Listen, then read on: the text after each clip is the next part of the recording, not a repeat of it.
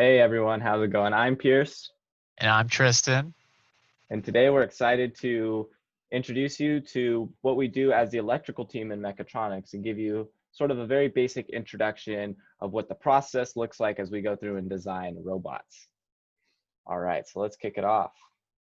So the first thing I'd like to go over is what is the electrical context in robotics? So robots are kind of a culmination of a lot of different components. There's mechanical for the physical movement, interaction with the world. You got software for the cognitive control of the robot.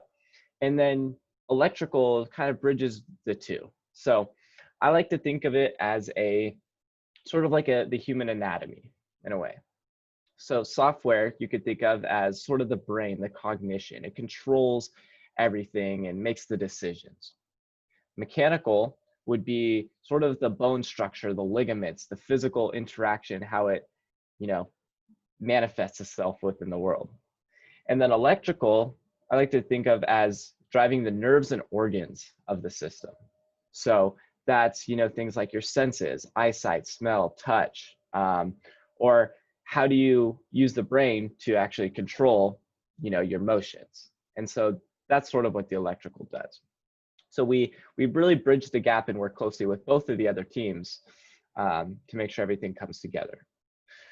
So there's three main areas that we'll sort of focus on as electrical members. The first is sensing. So how do we take in information to perceive the world? Actuation and control, which is how do we do manipulations or physically interact with the world? And then power, sort of how do we give robots or humans need energy, and how does it distribute that energy? So let's go more specifically into these. All right, so sensing. I really think sensing is the real big bread and butter of what we do, in figuring this out and doing it well. Ensure the robot really sees its environment as well. So with the Wikipedia definition, we have robotic sensors are used to estimate the robot's conditions and the environment. So it's how it converts real world signals, whether that be light, sound, pressure, temperature, humidity, all these other things. How do we take that and convert it into electrical signals that can be read by electrical components and further into the actual computer itself? So it needs to transduce the real world into the electrical domain in order for it to be useful for us. And sensors can range from all different kinds. They can be very basic, such as this little temperature sensor that you might use to, see how hot it is and make some decisions based off that. It's very small, pretty basic, to more complicated sensors, such as some acoustic sensors we actually use in our autonomous underwater vehicles that are multiple $1,000 sensors dealing with the sound and acoustics underwater, used to see objects and know how fast you're going. And we work, the large breadth of all of these. And they're super important because essentially how accurate we can sense the world determines how well software will be able to, give the robot enough cognition to be intelligent within its environment. All right. So on to the next aspect that we really work on is actuation. So this is kind of the other end of the spectrum.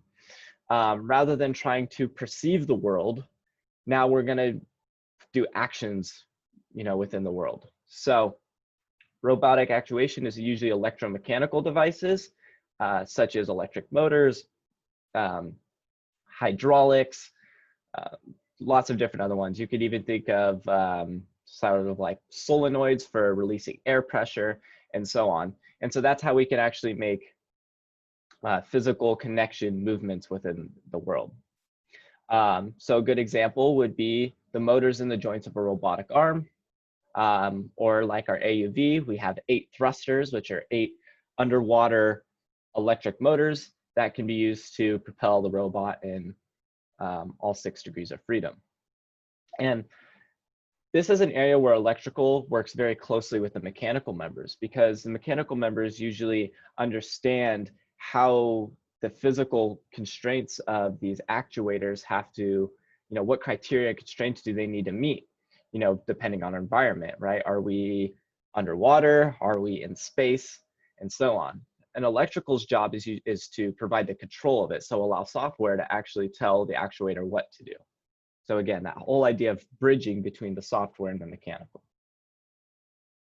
All right. The sort of last one we're going to cover, last big section electrical deals with, is power. How do our robots get energy? Energy is important, right? The robot can't move if it has no energy. Just like you as a human get energy from food and water, robot has to sort of have the same thing. So this can be actually a very complicated area because it can depend a lot on our environment. For example, the autonomous underwater vehicle, it has a limited amount of room inside, but it has a lot of components, a lot of thrusters, so it needs a high amount of energy, but within a compact environment, right? We can't plug it into a wall socket and essentially have unlimited energy. So in that case, we would use a nice high density battery. And an example that you'll see a lot within robotics is called lithium polymer batteries. Don't worry too much about it. You'll gain familiar with these things as you keep going. But there's other kinds of energy too. Solar, that powers houses, but now it's also used on the Mars rovers, International Space Station. So that might be another way you consider power. A really cool example, I think, is the Mars rovers now use nuclear energy to actually power themselves. Now, also within power is not just what gives us all that energy, it's how do we distribute it and distribute it safely. When you have a high compact energy density, you need to make sure it's safely distributed to everything because stuff can get hot, stuff can burn up. So there's a lot of considerations that go into that are also pretty mechanical in a lot of ways. All right. All right, thank you, Pierce. Now we're going to go past those three concepts of electrical component categories in these boards and talk more about the phases that go into developing a board or a design that would fit in one of those three categories that a lot of those would apply to.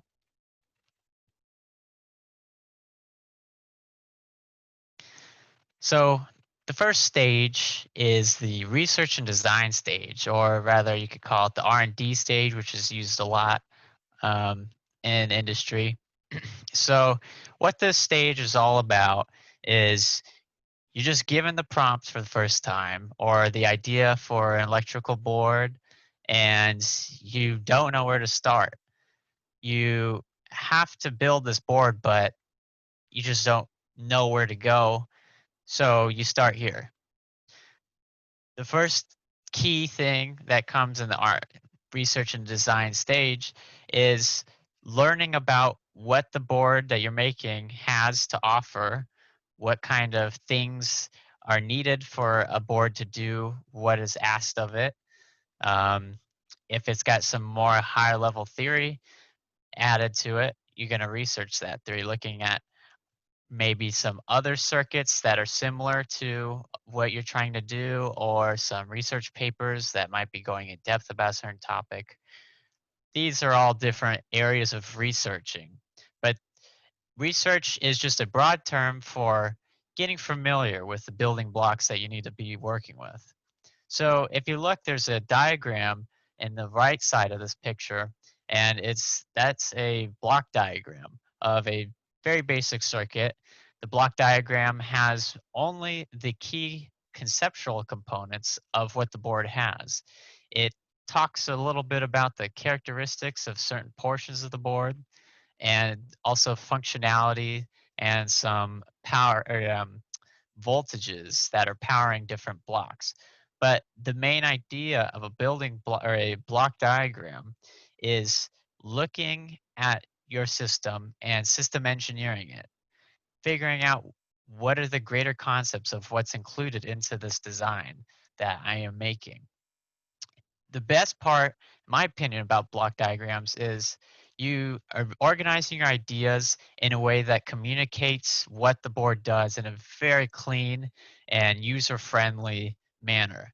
It doesn't matter really the technical background if it's made at a high scope level where it's not getting into technical details too much.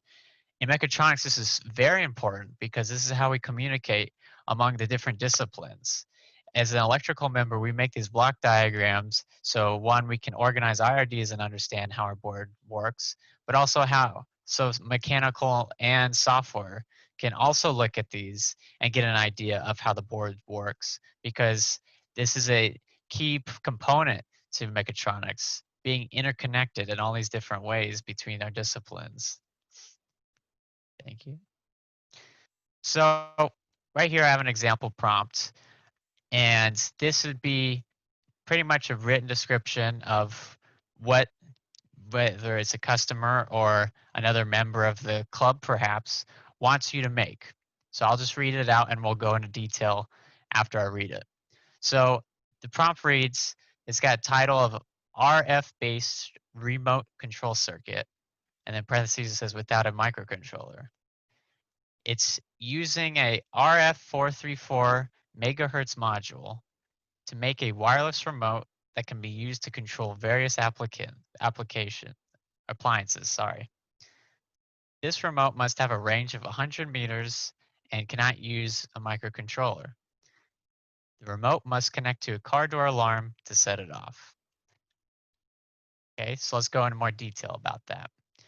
So one thing that I do when I look at a prompt is I look for key technical words. I look for words that I don't know. I look for specific labels of pieces that might be included or hinted at in the prompt. I also list any numerical or quantitative values. Additionally, any purposes, any tasks that it specifically mentions or applies to. These are all things you should be looking at when you see a proposal, because these are the key points to the researching. If you don't know what a word is per se, like in this case, the very first thing I highlighted was RF. What is RF? Well, with a simple Google search, you'd find out that RF means radio frequency, and you'd find articles talking about how RF is used in multiple circuits to communicate to devices through the airwaves. My next example, I have the specific module that's shown in the prompt. Now that's just a bunch of numbers and letters, and it's kind of daunting because you're not going to really know what that is off the top of your head in most cases. So you'd look that up and see what they're talking about. And with the Google search, you'd actually find out that this is just a pre-made board, a small board that does radio frequency communication. It actually comes with two boards. One is a transmitter and one's a receiver. But this is just an example of the power of just looking at your prompt, and it gives you a guidance on where to go with your design. Slide. So in this case, oh, okay, thank you. So let's go into detail about this RF434. I wanted to learn more about it, so what I did is I looked up its data sheet. Now, what a data sheet is, it's a technical document usually prepared by the people who created whatever component or module that you're looking at. And the technical document has a lot of its key characteristics. It'll have things like what voltages the component works at and which ones it'll fail at. Same applies to its currents. It also houses power ratings. So if it's too hot, will it, or at which heat amounts will this component work at? Additionally, if it's an IC, there might be some mentions, or there probably will be a diagram of the IC and its wires or pinouts and what each one does and how it operates. And finally, it'll talk probably about the component and what its abilities are, how it functions, how it needs to be worked. It might have some example circuits that are required for a component to work, and these are really helpful when you're making your schematic, which we'll talk about in a little bit. But overall, data sheets are your best friends in the research and even in the design phase. So if we look at the RF specifically, you'll notice that they talk about working voltages, they mention power, and then the receiver portion, they talk about the bandwidth that it receives at. These are all just key toadstool marks that are essential to know how your module or component works and how to implement it into your design. Let's do that. So right here, off the same prompt that I just gave, I created a very basic block diagram to get an idea on how this proposal could be implemented. I started with the left transistor module and I looked at the data sheet, and the transistor module mentioned that it operates at 12 volts. Or it's capable of operating at 12 volts. It was more of an interval between 5 and 12. But this was gathered from the data sheet, and I implemented it into that section. Now I have an arrow um, to simulate the idea that it's communicating to the receiver in some way, shape, or form. It's not too important at this block diagram step, but it's just communicating somehow. Then you have the receiver module that I mentioned has got 5 volts coming into it, and that is more directly connected to a car door alarm. Now I have to look into how a car door alarm might work, but this, as you can see, gave a nice basic idea of what this design could be. And without knowing too much technical knowledge, you already have a sense of how this thing would connect and function. And so that's the whole idea and importance of block diagrams in mechatronics, because any discipline can make sense of this and it'll help them better understand the system in all aspects. So after that phase, you then go into schematic design. So the schematic is a lot like the block diagram, where you still are segmenting off your design into sections, but it's more like you're taking a microscope and you're zooming in on your block diagram to see what individual elements are in those blocks. It'll have all of the technical, specific electrical components laid out with every wire that would be necessary for the circuit to work. I like this phase because it gets to organize everything, but in a little more of a technical way.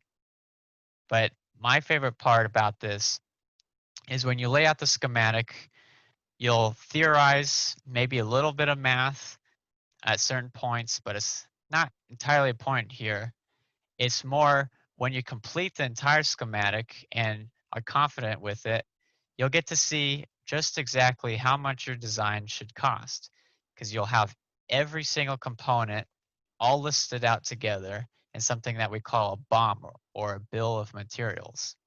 It gives bill of materials is nice because when you make a schematic, you finish it, and typically, if it's not made by yourself, you would give this list of components to somebody who's buying, maybe an organization or company who would be buying the board's components for you. So it's another form of communication to somebody who might not have the same technical scope, but still knows exactly what's needed for this board. So schematic design is pretty perfect for finding out how much your budget should be for this board and a little more detail on how it works at the electrical level. So after you make a schematic, you have an option to do simulation of the schematic. I personally like to do simulation because it lets me experiment a little bit with my schematic, my design that I have an idea for. I draw it out during the schematic phase, and then I pick a simulation tool, build that schematic in the simulation, and see if it does exactly what I thought it would do. If it fails, it's okay because it's simulation and I didn't lose any money by buying a part that blew up. And it's easily fixable. So simulations are really good. More in detail, these are two simulations that or simulation tools that are out there that I'd like to go over um, are Tinkercad and LT-Spice. Tinkercad is kind of seen as a really quick and easy web app Tinkercad or program that allows you to quickly make up a circuit with really colorful and cartoony visuals of the circuit components. It is really nice for beginners because it's got a clean and easy to use interface, and it doesn't have a lot of computational power on your computer because it is over a website and they handle that for you. Now, of course, with everything, there are some downsides.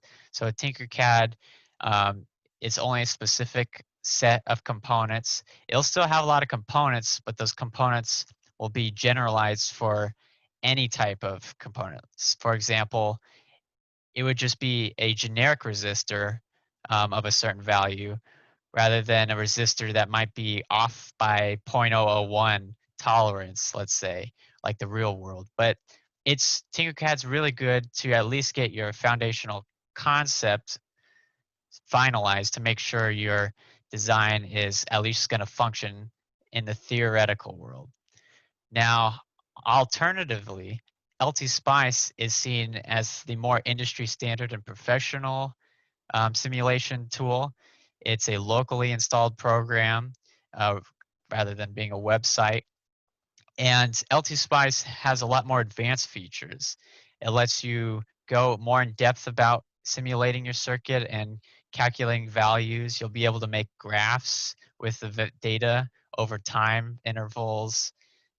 And finally, you can even implement any component that you have in your design into LT Spice, the exact component.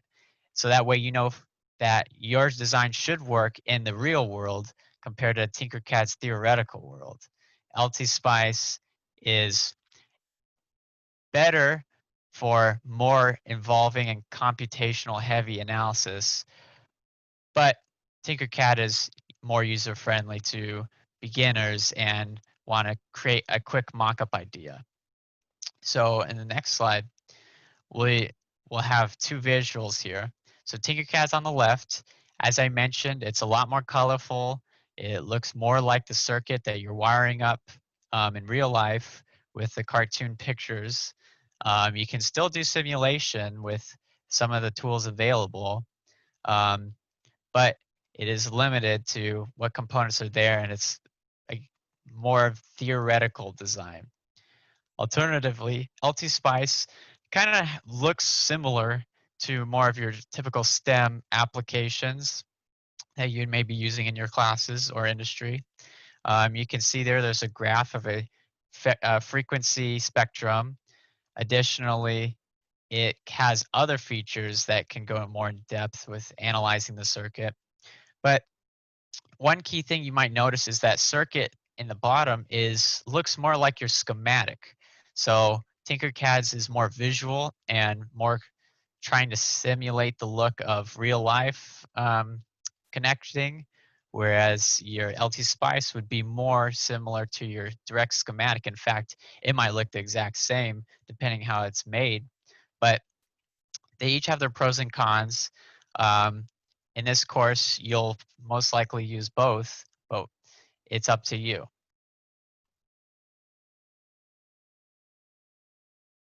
So after the schematic and simulation, you want to take those ideas and documents and somehow create it into a physical circuit that you would see in real life and show to people.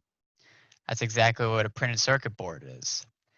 Printed circuit board allows a physical component or physical idea of a circuit to be made.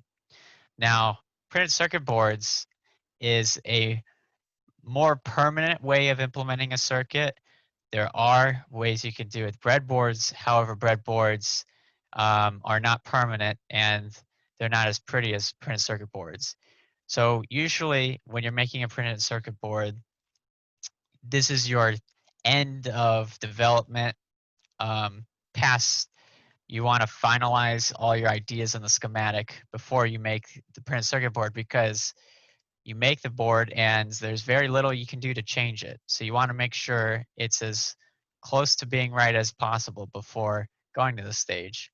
But printed circuit boards are really nice because it makes your circuit real, and it allows the mechanical team to see how your circuit fits into whatever system it is. Additionally, the software team will also get to see what kind of communication ports and protocols it might have.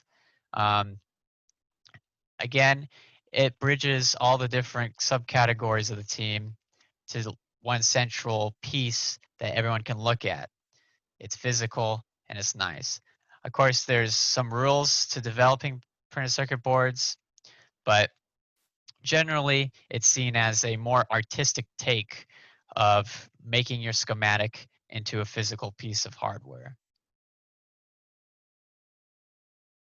And finally, you get your printed circuit board, you're holding it. The next thing you should do is test and debug that. Testing and debugging is really important because you have to see if your board does exactly what you claimed it did. It'll help you figure out if there are any flaws with your design. It'll also make sure that it's ready to be used for anybody who may not know too much about the board, because if something's wrong with the board and you didn't debug and test it beforehand, you might hand it off to somebody and it might not work, and they might be lost. They might not know what to do and just scrap it even if you don't stop them. So debugging and testing is really important. You'll check things like its values and check its buttons and LEDs. If it's got a signal of some sort coming out, you can check the signal. It's The idea is you're checking all the different conditions that should be met for your board to fully work, and it is almost a never ending stage if you want to keep building the board to be better. But it's a very important stage, and you should always test and debug before giving your stuff out to other people. So I just want to end it off um, with one thing I like to always think about is, when in doubt, Google it. Now, I would say electronics can be a little daunting, but in this day of age, Google, the amount of reach it has in terms of information is a little bit more mind-boggling to me, but it's super helpful for being students and learning about electrical systems. You can come from any background. If you know how to Google, you can get up to speed with basic stuff and really get your hands deep into almost any subject.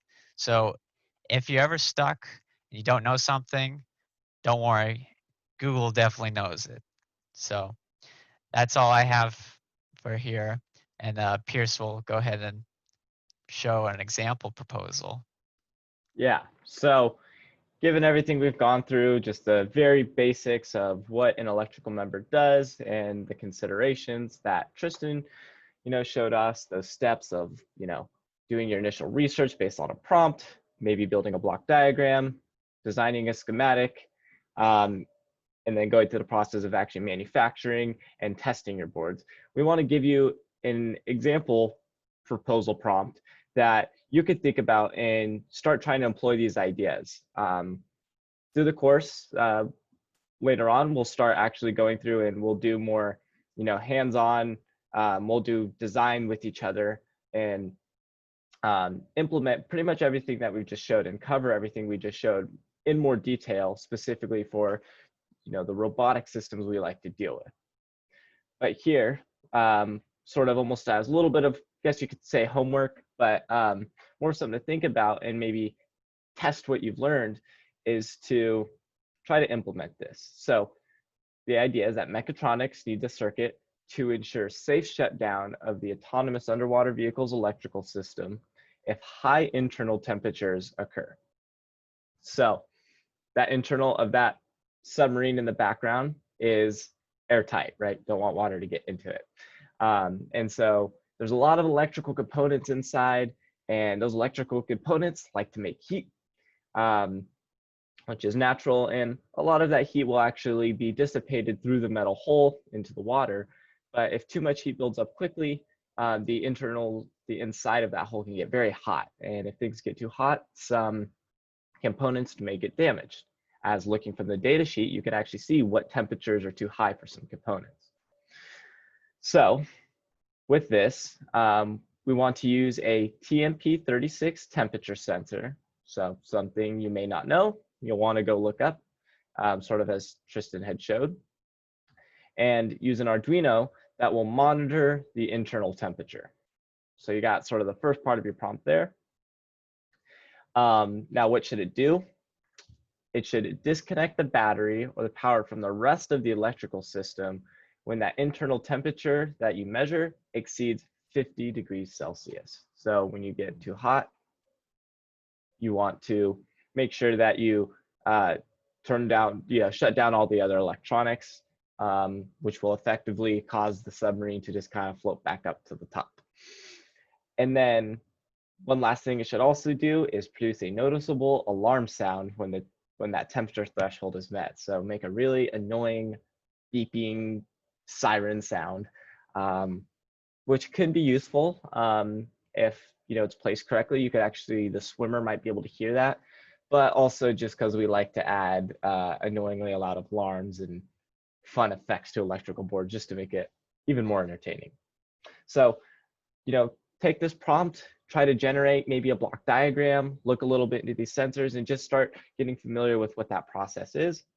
And then maybe we'll actually go more into this design. Fun fact, this is actually a board we would like to have. We've implemented on other boards, but we think this is a really great project to start with as an electrical member. So that's all we have for this session. In future videos, we will go more into depth of actual doing designs and getting those hands-on or virtual design experience skills of being an electrical member. We hope you enjoy and you learn something useful out of it. So thank you. You.